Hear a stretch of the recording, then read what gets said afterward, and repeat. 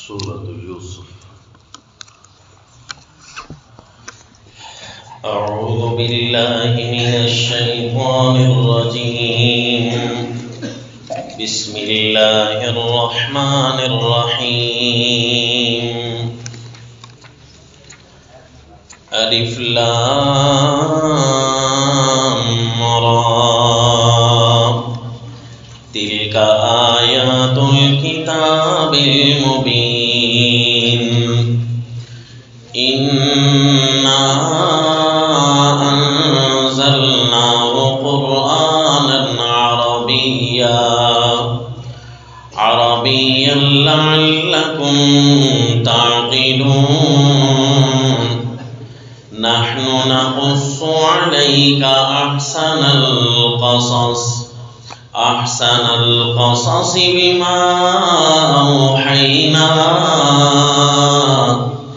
بما أوحينا إليك هذا القرآن وإن كنت من قبله لمن الغافلين. وصلی اللہ علی النبی الکریم. سلسلہ قصص القرآن میں واقعات بنی اسرائیل گزشتہ درس میں اختتام پذیر ہوئے. بڑا لمبا سلسلہ تھا سیدنا موسیٰ علیہ الصلوۃ والتسلیم کے واقعات کا. پھر باقی ماندہ بنی اسرائیل کے واقعات آئے تھے. تو اب اس کے بعد دو پیغمبر ان کے واقعات بھی باقی ہیں سیدنا عیسیٰ علیہ الصلوۃ والتسلیم سے پہلے کے جو قرآن بیان کرتا ہے. اب سیدنا زکریا علیہ السلام، سیدنا یحییٰ علیہ السلام، سیدنا عیسیٰ علیہ السلام کے جب قصص چلیں گے تو تسلسل سے چلیں گے. اب چاہیے تو یہی تھا کہ اسی تسلسل سے ہم جاری رہتے، لیکن سورہ یوسف کے اندر 15 واقعات ہیں سیدنا یوسف علیہ الصلوۃ والتسلیم کی سیرت کے، جہاں سے بنی اسرائیل شروع ہو رہے تھے. تو یہ واقعات اب رہتے ہیں، تو پہلے جب ان واقعات کو پورا کر لیتے ہیں تو انشاءاللہ ہمارا سلسلہ برابر ہو جائے گا. انتہائی بنی اسرائیل حضرت عیسیٰ علیہ السلام پر ختم ہوگی اور ابتدائی بنی اسرائیل یہ سیدنا یوسف علیہ الصلوۃ والتسلیم سے شروع ہوتی ہے.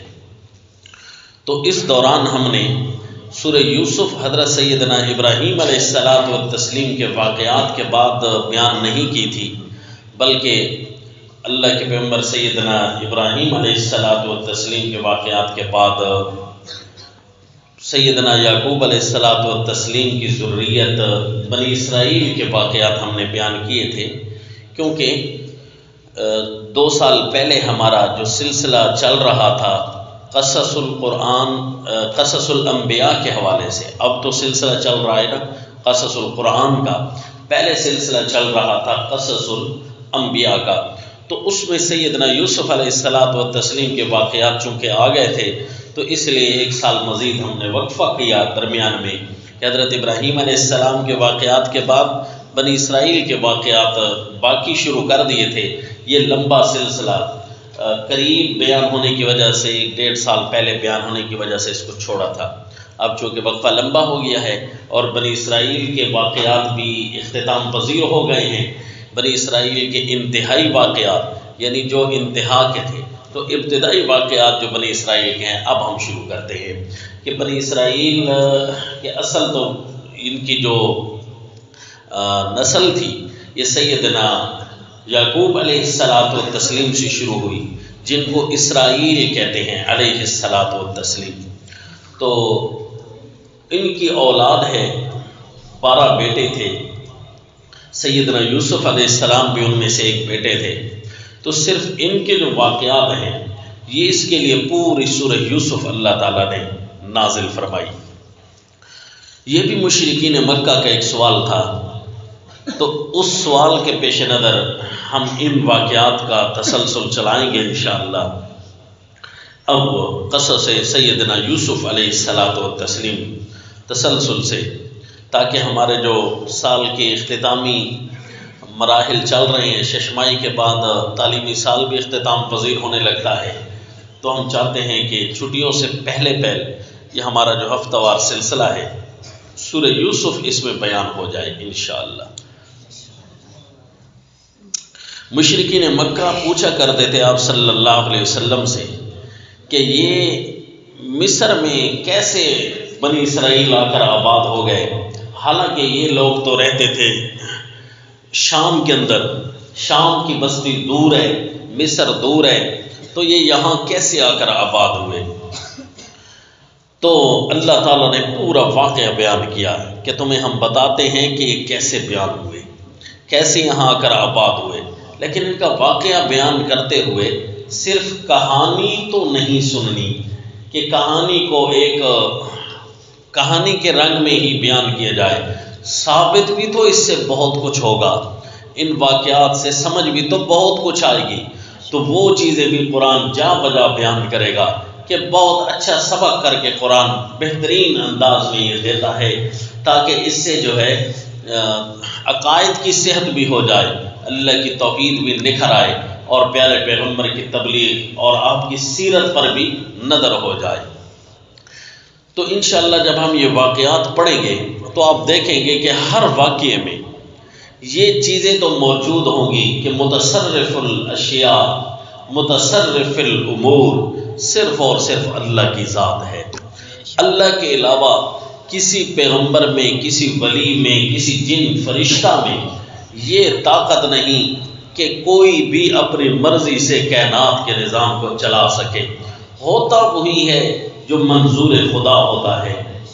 دنیا چاہے پیارے یوسف علیہ الصلوۃ والتسلیم کو دبانے چلی تھی، ان کے نام کو دفن کرنے چلی تھی، لیکن اللہ نے ان کو ابھارنا تھا اور اللہ نے ان کو بادشاہ بنانا تھا، لہذا ہوا وہی جو تیرے رب نے چاہا۔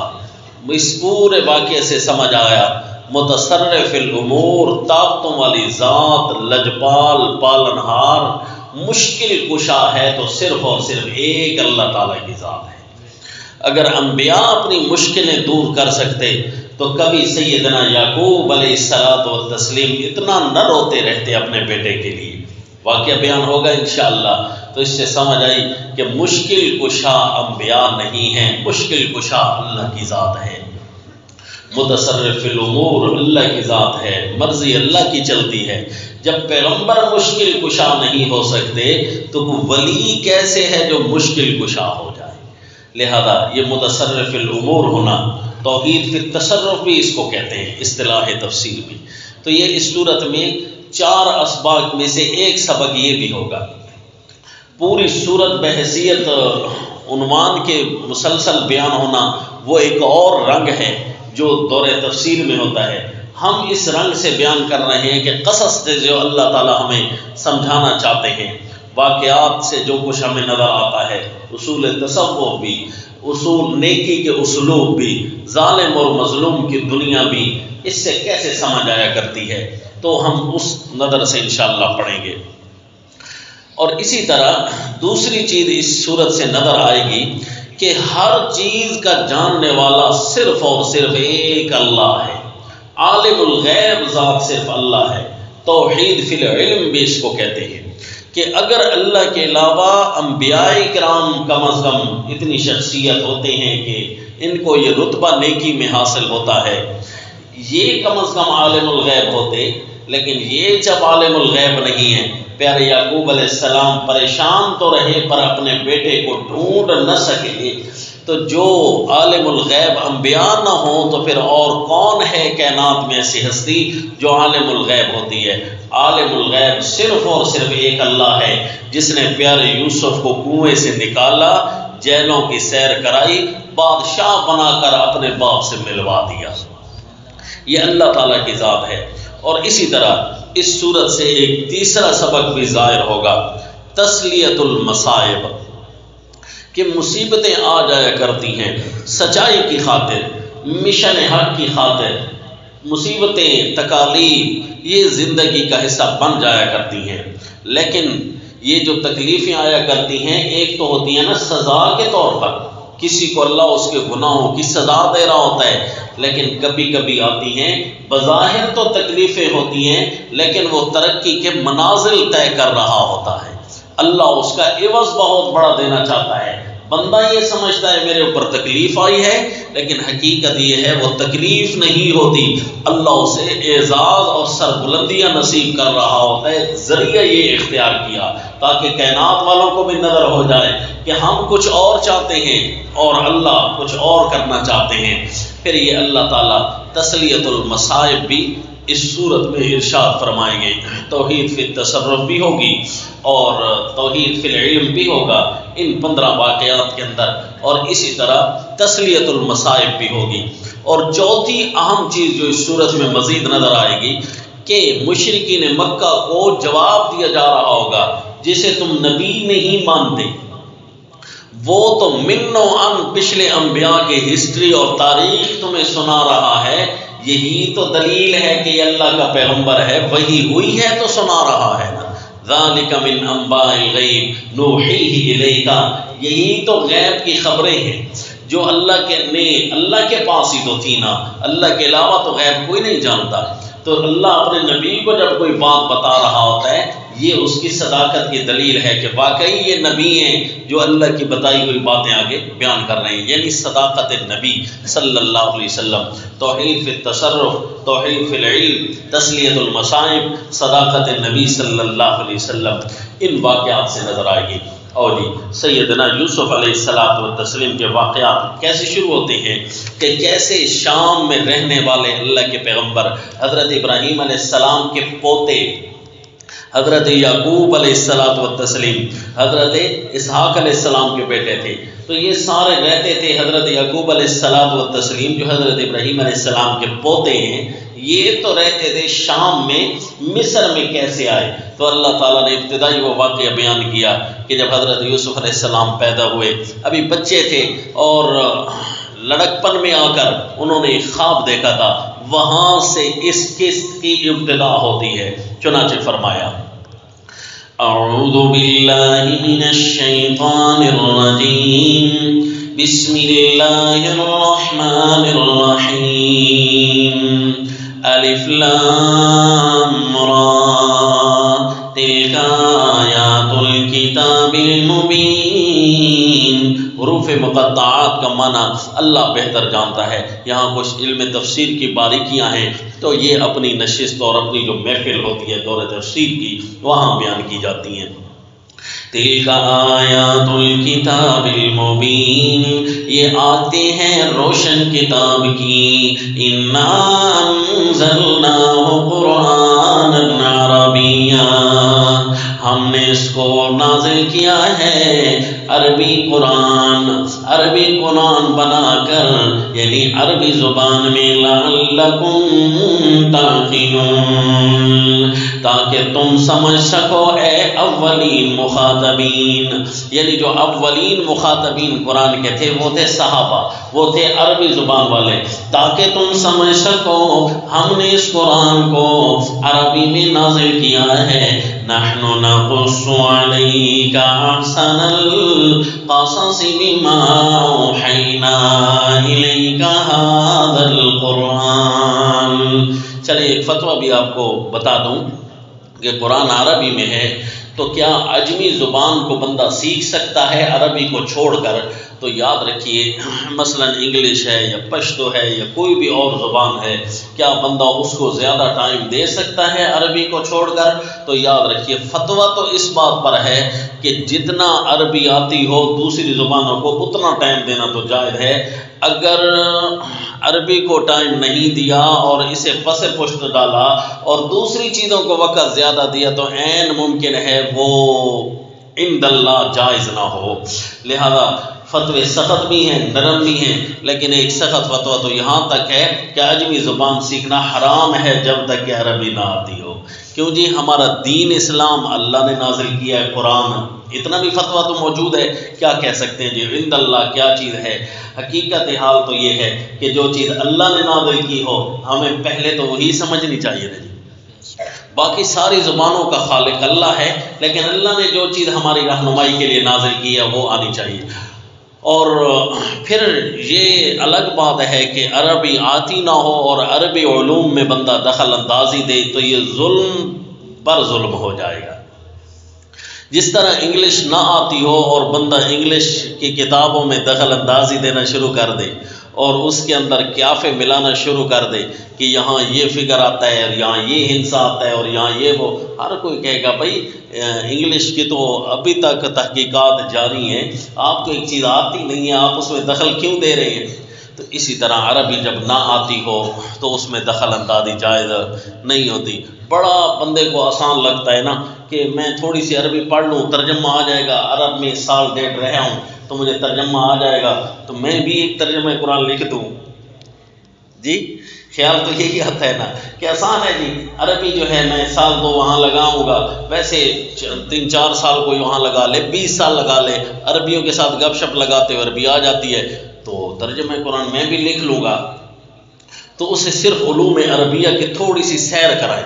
میں اپنے ساتھیوں کو کہتا رہتا ہوں جو علوم عربیہ پڑھتے ہیں، مثلا آپ نے علم معنی بیان بدی جو پڑھنے والے ہیں، اس کے اندر چھوٹی سی ایک بحث آتی ہے فصل اور وصل کی۔ جی اس فصل اور وصل کی بحث میں صرف یہ ہے کہ واو کہاں لگانی ہے اور کہاں نہیں لگانی۔ یہ اتنا ذہن تڑپاتی ہے بحث کہ بندہ حیران ہو جاتا ہے کہ عربی اتنی وسیع ہے، بندہ ڈر جاتا ہے، گھبرا جاتا ہے کہ میں قرآن کے اندر کیسے گفتگو کر سکتا ہوں، مجھے تو یہ نہیں پتا کہ واو کہاں لگانی ہے اور کہاں نہیں لگانی۔ عجیب بات ہے، کتاب اللہ کے جملے ہوتے ہیں، 2 جملے ہیں، کبھی تو اس کے درمیان واو پڑی ہوتی ہے اور کبھی 2 جملوں کے درمیان واو نہیں پڑی ہوتی، تو بندہ حیران ہو جاتا ہے کہ یہ کیوں؟ یہ فصل اور وصل کی بات اتنی مشکل کرتی ہے کہ ترجمے والے گھبرانے لگ جاتے ہیں۔ آ جائے جی، اس لیے قرآن عربی میں آیا جی، کوشش فرمائیں کہ عربی کو ہم نے سیکھنا ہے، کہو انشاءاللہ جی، عربی سیکھنی ہے اور عربی کے اندر مہارت حاصل کرنی ہے، اس محبت سے سیکھنی ہے کہ ہمارے اللہ نے قرآن عربی میں نازل کیا ہے انشاءاللہ۔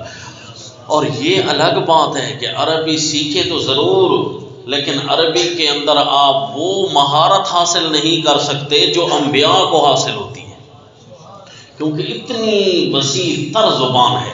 حضرت امام شافعی رحمہ اللہ کا مشہور جملہ ہے، حالانکہ خود خالص عربی ہیں، قریشی الاصل ہیں، جو اصل زبان ہے نا قریش کی وہ سیدنا حضرت امام شافعی رحمہ اللہ کی، تو وہ فرماتے ہیں کہ اس زبان کی باریکیوں سے سوائے انبیاء کے کوئی واقف نہیں ہوتا، تبھی تو قرآن عربی میں آیا، معجز کلام بن کر آئی۔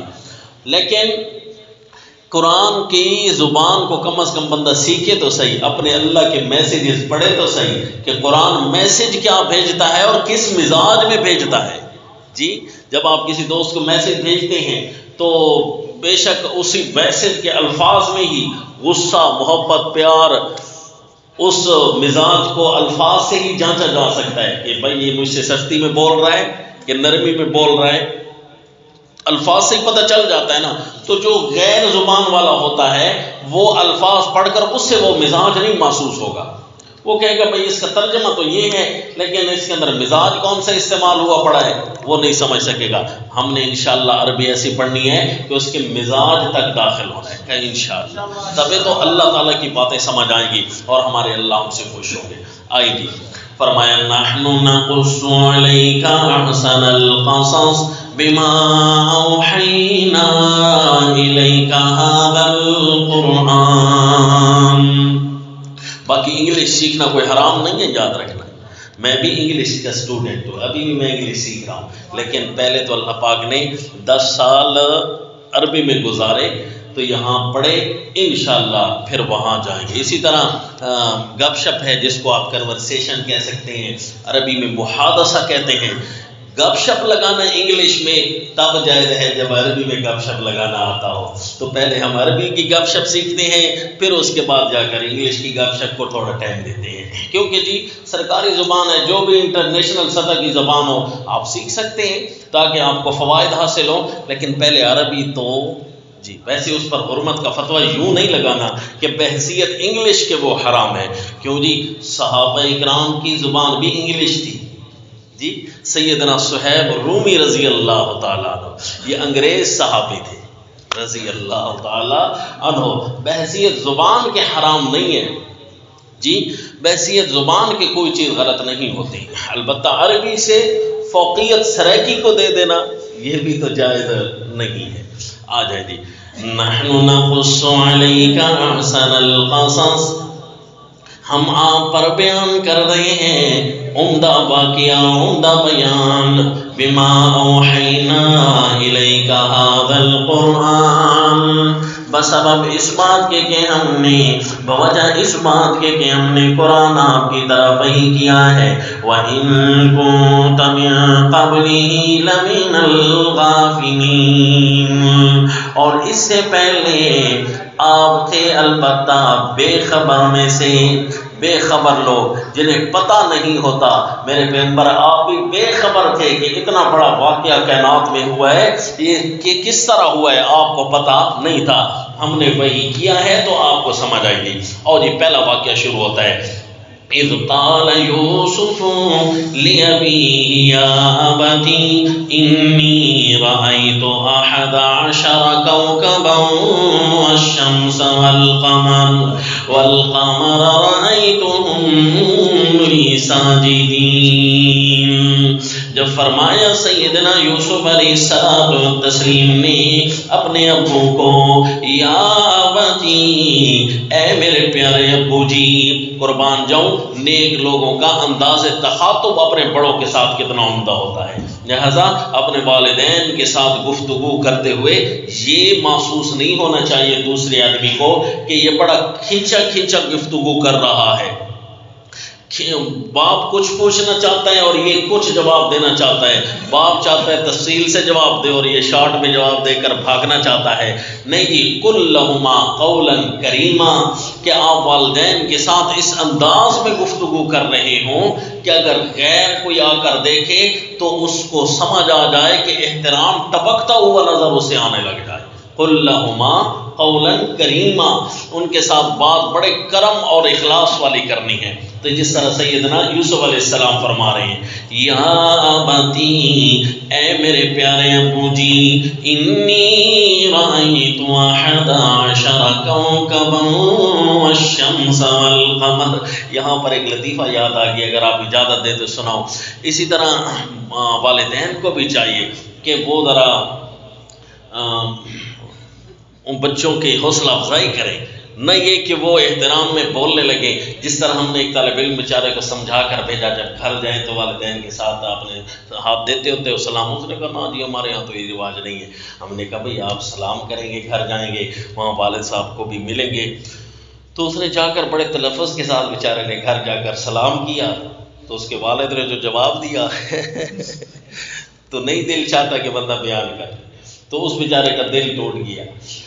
بھائی بڑا ہے تو احترام والا، ادھر آ گھاس کاٹ جی.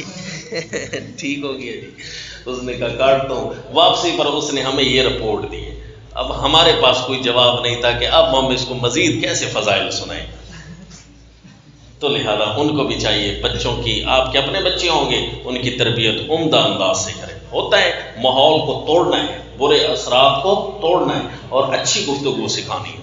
یا ابتی انی رأیت احد عشر کوکبا، اے میرے پیارے ابو جی میں دیکھتا ہوں احد عشر کوکبا 11 ستاروں کو، والشمس والقمر سورج کو دیکھتا ہوں اور چاند کو دیکھتا ہوں. رأیتم دیکھتا کیا ہوں کہ لی ساجدین، کہ وہ مجھے سجدہ کر رہے ہیں.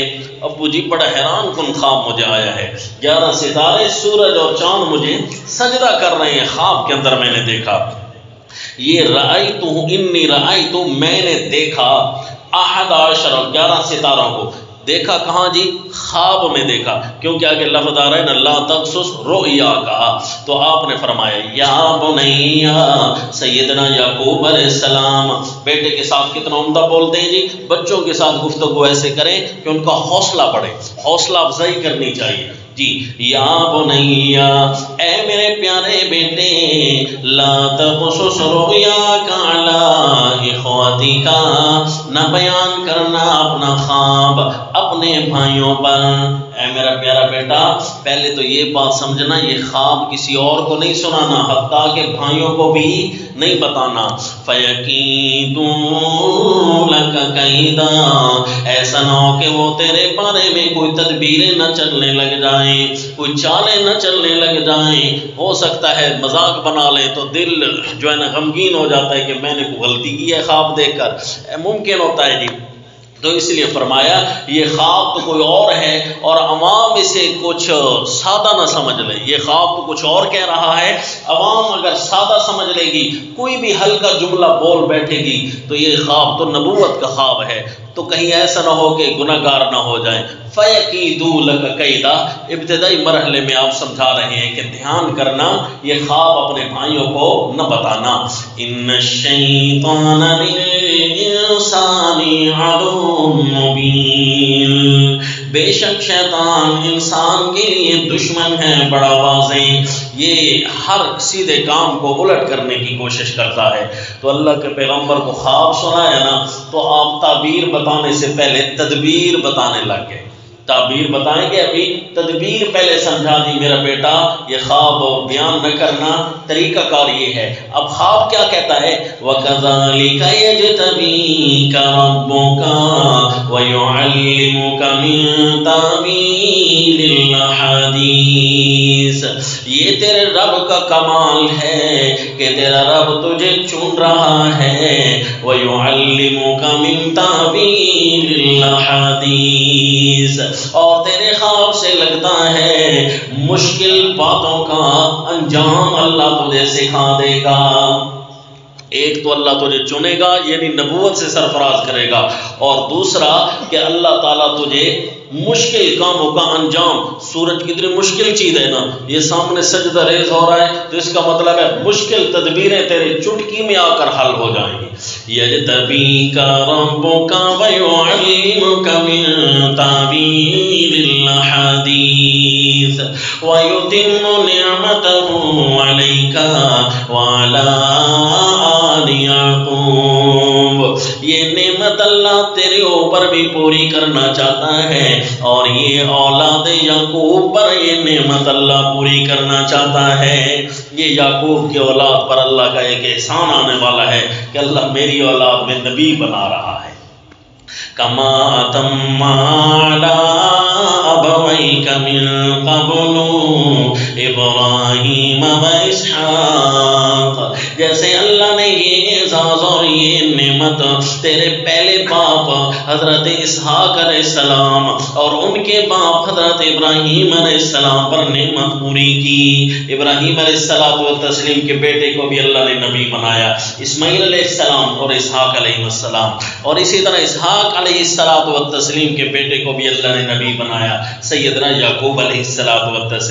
ان ربک علیم حکیم تیرا رب ہی جانتا ہے کہ کسے نبی بنانا ہے اور حکمتوں کا بادشاہ ہے کہ کب بنانا ہے۔ نبی بنائے گا کب بنائے گا یہ جب اس کی حکمتوں کے فیصلے ہوں گے۔ لقد کان فی یوسف واخوتہ آیات للسائلین سیدنا یوسف علیہ السلام اور ان کے بھائیوں کے واقعات میں کئی دلائل ہیں پوچھنے والوں کے لیے۔ سائلین سے مراد یا تو وہ جنہوں نے سوال کیا تھا کہ وہ شام میں رہنے والے مصر میں کیسے آ کر آباد ہوئے، فرمایا صرف ایک بات کا جواب نہیں ہوگا، واقعات میں کئی باتیں تمہیں اور بھی نظر آئیں گی۔ اور سائلین سے مراد عام بھی بن سکتے ہیں کہ کوئی بھی سائلین فی التوحید توحید کے بارے میں کوئی بھی دلیل مانگے تو سورہ یوسف میں سارے جواب موجود ہیں کہ کیا ہو سکتا ہے، توحید کسے کہتے ہیں، شرک کسے کہتے ہیں، توحید کی تبلیغ کیسے کرنی ہے، شرک کی تردید کیسے کرنی ہے، وہ سورہ یوسف آ کر پڑھ کر دیکھ لے۔ اللہ تعالیٰ نے براہین کے انبار لگا دیے ہیں جس کے اندر عقلی نقلی دلائل موجود ہیں۔ فرمایا اذ قالوا لیوسف واخوہ أحب إلى أبينا منا ونحن عصبة، ہوتا وہی ہے جو منظور خدا ہے۔ حضرت سیدنا یوسف علیہ السلام نے خواب بیان تو نہ کیا، لیکن کوئی اور چال شیطان چلنے لگ گیا۔ بھائیوں کے دل میں نا عجیب غصہ بھرنا شروع کر دیا۔ کیا جی کہ یہ یوسف ابو کو زیادہ اچھا کیوں لگتا ہے، یہ زیادہ محبوب کیوں ہے، زیادہ منظور نظر کیوں ہے؟ والدین تو اپنے نیک جو ہوتے ہیں وہ اپنے اولاد کے ساتھ برابر کا سلوک کرتے ہیں، لیکن کبھی بھی اولاد کے دل میں بدظن ہو جائیں، کوئی غلط خیال پیدا ہو جائے اولاد کے دل میں، تو ظاہر ہے پھر انہیں چاہیے کہ وہ سمجھیں کہ والدین نے میرے ساتھ ظلم تو نہیں کیا، زیادتی تو نہیں کی۔ جو چھوٹا بچہ ہوتا ہے نا وہ والدین کو مزید ہی پیارا ہوتا ہے، تو یہ فطرت کا قانون ہے کہ وہ کمزور زیادہ ہوتا ہے تو لہذا وہ پیارا بھی زیادہ لگتا ہے۔ تو اس لیے بچپن میں لیکن ان کے ذہن میں یہ خیال آنے لگ گیا کہ یوسف واخوہ احب الی ابینا منا ونحن عصبہ، یہ یوسف اور اس کا بھائی ہمارے ابو کو زیادہ محبوب کیوں ہے ہم میں سے، ونحن عصبہ، حالانکہ ہم تو مضبوط جماعت ہیں، کام کاج کرنے والے تو ہم میں، ان ابانا لفی ضلال مبین، بے شک ہمارا ابو بھی واضح غلطی میں ہے۔ واضح یہی ان کو غلطی لگی، خطائے بزرگا گرفتن خطا، بڑوں کی جہاں خطا بھی ہو رہی ہو نا اس کو بھی اگر کوئی پکڑ لے تو یہ بھی خطا ہوتی ہے، اور یہاں تو خطا تھی ہی نہیں۔ حضرت یعقوب علیہ السلام و تسلیم کو غلط کر تو نہیں رہے تھے، وہ کہہ رہے تھے کہ ہمارا ابو کھلی غلطی میں ہے، تو یہی ان کی غلطی تھی کہ اپنے ابو کو غلط کہہ رہے ہیں۔ بس جی جب کسی نبی کی چھوٹی سی بھی توہین جیسا خیال ہونے لگے نا اللہ اس کو بھی پورا نہیں ہونے دیتا۔ توہین جیسا خیال آنے لگے، کسی اور کے ذہن میں خیال آنے لگے، اللہ اسے پورا نہیں ہونے دیتا۔ تو پھر اس کا مطلب ہے یہ توقیر کرنا، وَتُعَزِّرُوهُ وَتُوَقِّرُوهُ، یہ اللہ کے حکم سے فرض ہے۔ انبیاء کی عزت اور احترام اور محبت کرنا یہ ایمان کا لازمی حصہ ہے۔ اس لیے کسی بھی ولی کے ساتھ، کسی بھی نیک آدمی کے ساتھ کوئی بھی زیادتی نہ کرے، بعض اوقات اس کا خمیازہ بڑا سخت بھگتنا پڑتا ہے۔ حدیث شریف میں آیا امام الانبیاء صلی اللہ علیہ وسلم اور سیدہ امی عائشہ رضی اللہ تعالیٰ عنہ، اللہ کے نبی نے فرمایا آؤ دوڑ لگائیں۔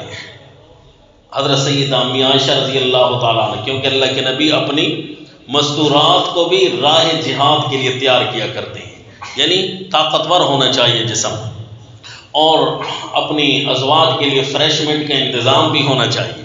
جی اپنی بیویوں کو صرف کام کاج پر لگا کر رکھنا یہ ٹھیک نہیں۔ آپ صلی اللہ علیہ وسلم نے ان کے لیے گپ شپ کا انتظام کیا، فرمایا اور دوڑ لگاتے ہیں، تو دوڑ لگائی تو فرماتی ہیں کہ میں بوجھل بدن نہیں تھا میرا، لہذا میں آگے نکل گئی۔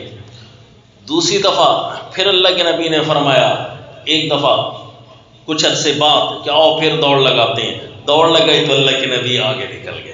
جی اللہ کے نبی صلی اللہ علیہ وسلم آگے نکل گئے۔ تو یہ زمانہ کون سا ہو سکتا ہے جی؟